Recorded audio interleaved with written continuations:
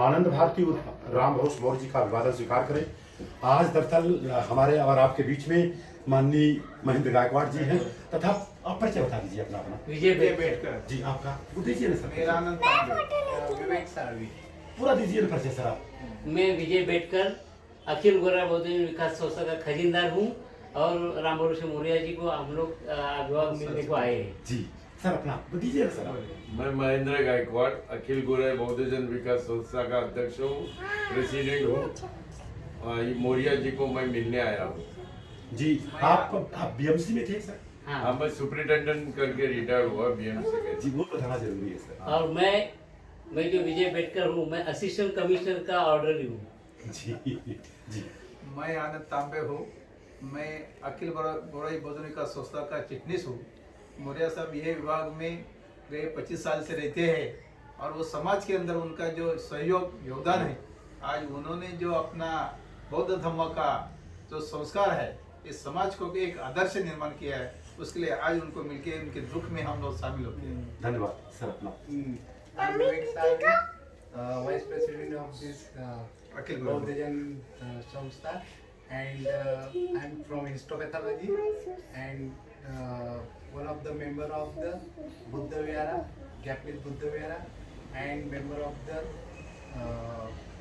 one of the Buddhist society in the Thane district, and we are coming from the condolence for the Mataji of our good friend, our religious friend. जी thank you sir. Sir क्या संदेश देंगे? आज आप मिला जुला करके उम्र देखा जाए तो 60 साल से ज्यादा हो गए, रिटायर हुए 60 साल से ज्यादा हो गया। आज तक आपने जो देखा 27 तारीख को जो हमने वहां पर किया, माता जी के मर जाने के बाद पहली बात तो जीवन मरण सत्य है, माता जी अमर रहे। तो आज तक सर आपने इस तरह का कार्यक्रम देखा था क्या? महिलाओं की उपस्थिति।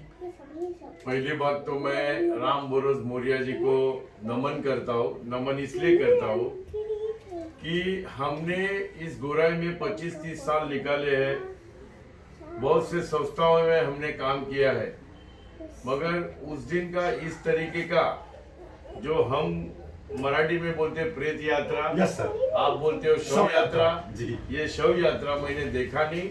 और इस शव यात्रा का विशेष ये था कि उस शव यात्रा को वो अग्नि दे रहे थे, वो अग्नि महिलाओं के द्वारा दे रहे थे, वो सबसे बड़ी चीज है। और जिस माता को अग्नि दे रहे थे उस माता का जो बड़ा पुत्र है राम भरोस मौर्य, वो जोर जोर से चिल्ला के कह रहा था कि मृत्यु ही सत्य है। यहाँ पे मैं बताना चाहता हूँ कि जैसे कि मृत्यु होता है तो उसके सारे घर वाले दुख में लटपटा होते हैं, पूरी चीर शांतता होती है।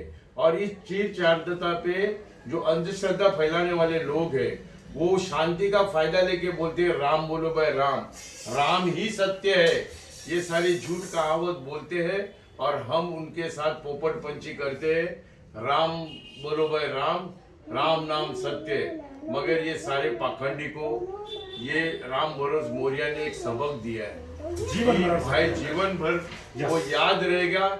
ऐसा सबक है कि मृत्यु ही सत्य है। गौतम बुद्ध ने भी कहा है कि अमीर हो गरीब हो कोई भी हो, उसको मृत्यु को सामना करना ही पड़ेगा। तो सामना मृत्यु अगर सत्य है तो हम क्यों बोलेंगे राम भाई सत्य है? तो ये सारी चीज हम देखते हुए हम उस स्मशान में गए थे। हमारी सारी महिलाएं भी थी और हमारी खुद की पत्नी वो देखकर अचंभा में आ गई है, क्योंकि ऐसा कहीं उन्होंने देखा ही नहीं था। तो वो इतनी अचंभा होगी तो 2 दिन मुझे कोस रही है कि भाई ये जो काम किया वो कैसा किया। तो हमने कहा कि ये बुद्ध के फॉलोवर है राम भरोस मौर्य जी, और उनको किसी भी तरह की अंधश्रद्धा को वो बर्दाश्त नहीं करते। जी तो ऐसे हमारे राम भरोस मौर्य जी है, आज हम उनको प्यार से मिलने आए। जी और हमें भी बहुत अच्छा लगा। उस माता जी को मैं नमन करता हूँ और अपनी बातों को यहाँ पे विराम देता हूँ। धन्यवाद सर। ये हमारी तरफ से सर एक इसको ले लीजिए। मैं वहाँ सोचा था कि एक संविधान लोगों को, लेकिन वो जल्दी में हो नहीं पाया। ले लीजिए। ये दरअसल भारत के संविधान का उद्देशिका इस पे लिखा है। वाह। जी सर, जी हमारे मित्र हैं। ठीक है अभी मौर्य जी। हाँ, हमारे मित्र हैं, दरअसल उनका नाम है माननीय विनय जी और उनके भाई हैं, उनका नाम है नरेंद्र जी। उन्होंने दरअसल ये चीज छपवा करके जब उनको लगा यार कि भारत के संविधान का उद्देश्य का प्राण है तो घर घर जाना चाहिए, तो उन्होंने इस तरह से सर बनवा दिया। इसमें भारत के संविधान का उद्देश्य है। मगर ये सर के नीचे रखा ओके हुआ है। ओके, इसी के साथ बातों को विराम दे रहा हूँ। धन्यवाद।